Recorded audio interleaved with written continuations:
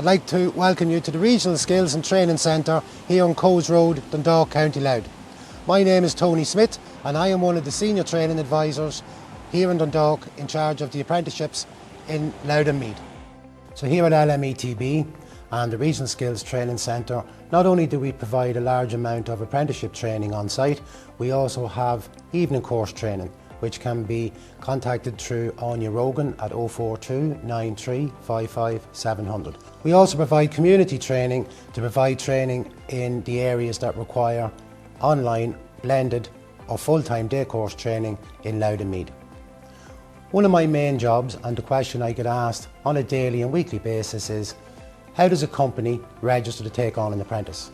How does an apprentice get an apprenticeship? What's involved in an apprenticeship? What's the academic requirements for an apprenticeship? So from a company's point of view, they can register their company through an online Solus portal, or they can contact one of the 4 training advisors here in the Regional Skills Training Centre in Dundalk. Tony Smith, which is myself, Elma McMahon, Barbara Brennan or Frank Woods are the 4 training advisors covering Louth and Meath.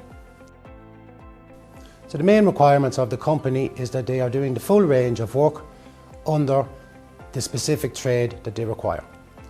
How this is achievable is that one of the 4 training advisors will visit the company on site with the full range of on-the-job elements of the 4-year apprenticeship. Through my past experience visiting these companies, they are all doing above and beyond the relevant work required to take on an apprentice. The next requirement is that the company is VAT registered and that they have a qualified mentor and assessor on site to sign off on the apprentice's daily duties. On to the apprentice's point of view. The common question we get asked on a daily and weekly basis again is, how does an apprentice obtain an apprenticeship? So the minimum requirement in Ireland for an apprentice has to be 16 years of age, male or female, with 5 passes in a junior certificate or 3 passes in a leaving certificate. Traditionally, how an apprenticeship was obtained is that an apprentice would know a local company in their area, go along with their CV and ask for some work experience, and that would progress into them being offered an apprenticeship. If not, we have on our books companies in the Northeast that are actively looking to take on apprentices. Some apprenticeships do require a colour vision test, and all of these forms can be obtained through the local training advisor in conjunction with the company. The apprenticeship in the South of Ireland is a 4-year programme, split into 7 phases. Phase 1, 3, 5 and 7, the apprentice is on site working under a skilled craftsperson which is mentoring those apprentices on a daily basis. Those phases will entail all the daily duties and responsibilities an apprentice will be exposed to within their craft. Phase 2, 4 and 6 is when the apprentice will be required to leave the company for their off-the-job training. Phase 2 you will see this morning when we do the virtual tour of the training centre. Phase 2 is a 22-week block release where the apprentice is released from the company to gain more practical and the academic skills required to progress through the apprenticeship. Phase 4 and Phase 6 are 10 weeks and are done in the DKITs around the country. Some DKITs are centres of excellence for the delivery of Phase 2, 4 or 6, depending on the specific apprenticeship. And this will require the apprentices to stay away for the duration of the programme. All the information around apprenticeships can be found on www.apprenticeship.ie. And this is a hugely informative site with all the relevant information on the apprenticeships that any prospective apprentice would require. We tend to split the apprenticeships into various areas. For example, construction would cover brick and stone mason, block and brick, carpentry, wood manufacturing and finishing, plumbing. Under the electrical umbrella, we would have electrical instrumentation, and security systems. Under the engineering apprenticeship, we would have sheet metal work, metal fabrication, and a newly launched apprenticeship pipe fitting to capture the industrial side of the plumbing apprenticeship. We also have a huge range of new apprenticeships launched since 2016. These would include electrical engineering, software development, software IT. Butchery has been relaunched. Hairdressing is another apprenticeship that has been revamped and relaunched recently. Accounts technician, logistics. The concept moving forward for apprenticeship is that any programme that can be delivered at a third level, DKIT, can be now done through the apprenticeship route. This gives a fantastic opportunity for an employee within a company to avail of these 2- and 3-year apprenticeships. We're out currently here in the Tigeen. This is where they do the force fix project. Generally they come to us in phase 2 between month 9 and within generally the 4th year of apprenticeship. So what they do in the Tigeen in force fixes, they do suspended timber ground floors, flooring, door frames, stud work, and what they do really is mimic all aspects. It's trying to keep it as true to life as we can from a practical point of view, so we see the learning and they see the learning, and it's true to life really. They do a lot of skills demonstrations to demonstrate their ability to follow instruction and to do things to a certain degree, and we mark them up and so on. And it's kind of a continual process throughout phase 2.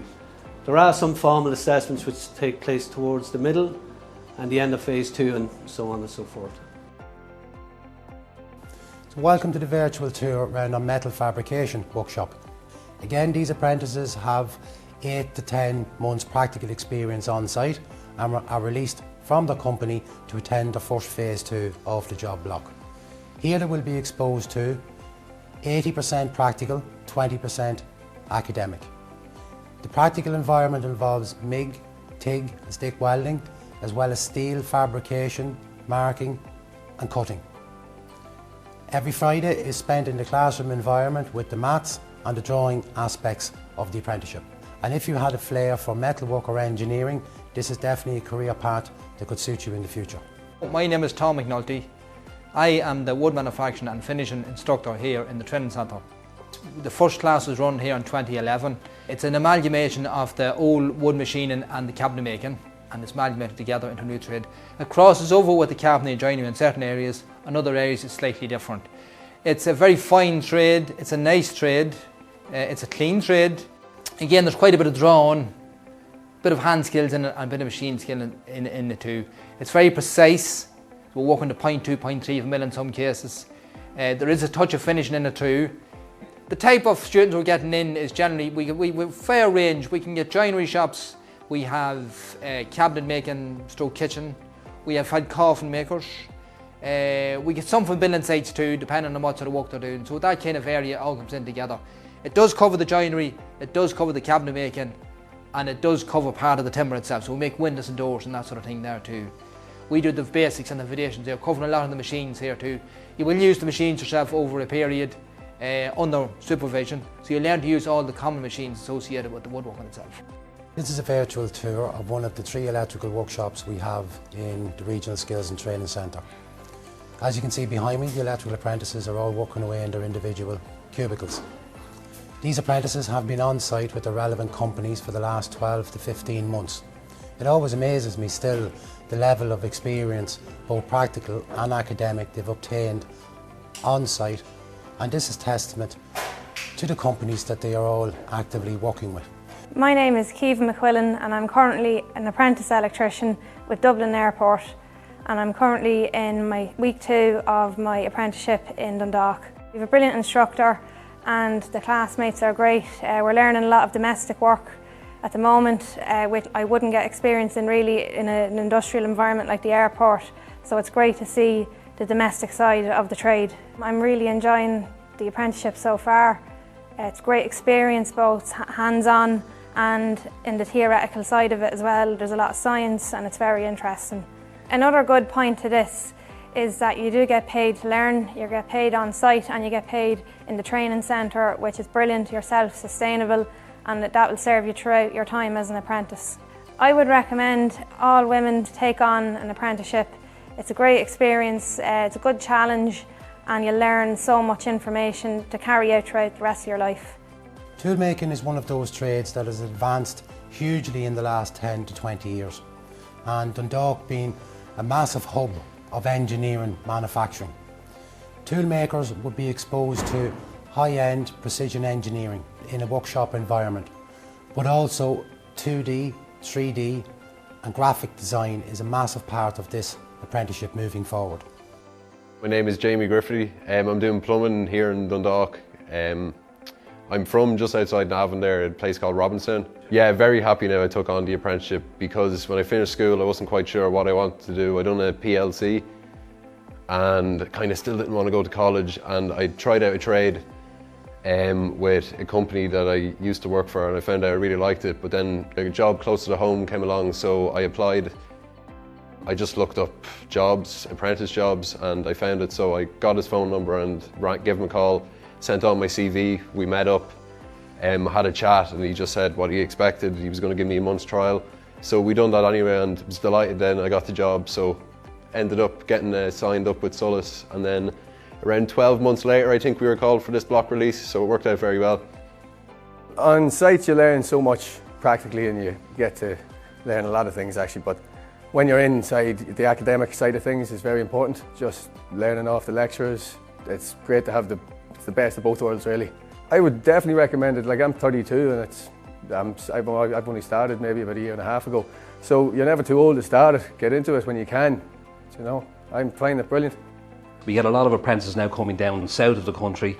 Reason being is a lot of the pharmaceutical companies are down there at the moment. The companies like oil refineries, Eli Lilly's, the pharmaceutical companies, Strikers, Pfizer's, MSD's. They're the type of companies that we get from. They have a diverse plumbing, pipe fitting, fabrication. We also do phase 2 and we also do phase 4. So we're a bit different than a lot of other companies. We do phase 4 in LMETB. We have the capacity and we have the infrastructure that a lot of ETBs mightn't have. A lot of guys came from Cork and Waterford today. So the pipe fitting itself is very diverse.